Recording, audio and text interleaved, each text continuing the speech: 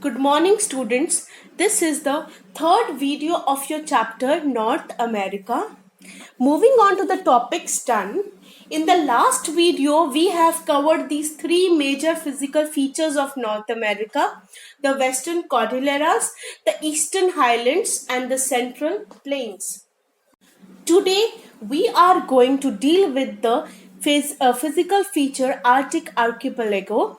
This region is a mountainous group of islands, and this is situated north of mainland Canada. This group has more than 36,000 islands. The Arctic Archipelago has more than 36,000 islands.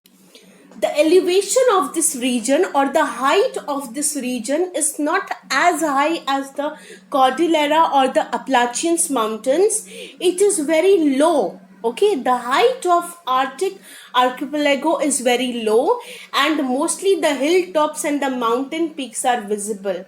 Because they have very less height, or because they are not very much high, they are very low. This is why the hilltops and the mountain peaks of Arctic archipelago are visible. The highest mountain of Arctic archipelago is the Barbe Peak. Barbe Peak, the highest mountain at 2616 meters, is located in the British Empire Range on the Ellesmere Island. Ellesmere Island is one of the 36,000 islands located in the Arctic archipelago, and the highest mountain of this particular range or the particular area is the Barbe. This is the image of Barbe Peak. You can see the hilltop or the peak of the mountain is very easily visible.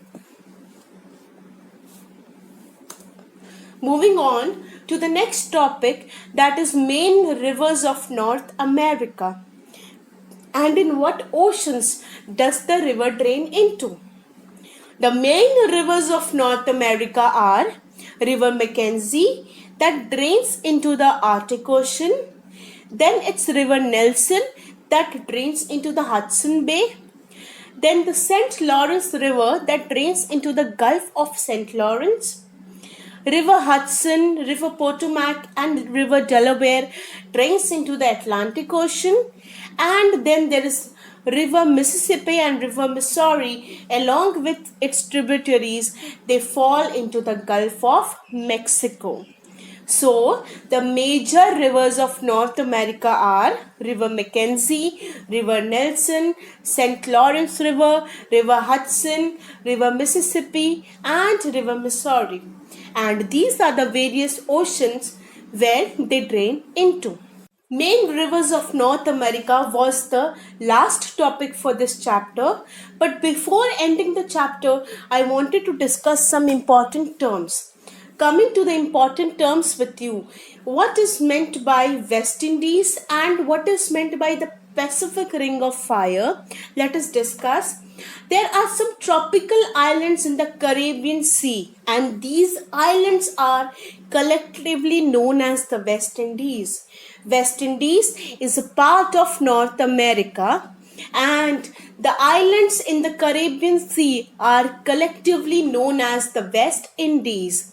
The name of the islands are Cuba, Jamaica, Haiti, Puerto Rico, and some more. All these islands collectively form the West Indies.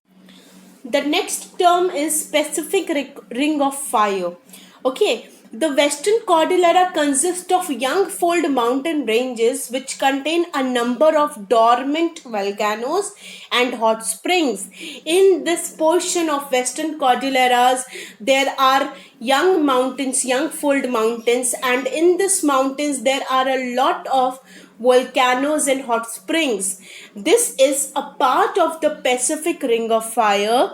Pacific Ring of Fire is an area wherein many volcanoes, active and dormant, both volcanoes are there.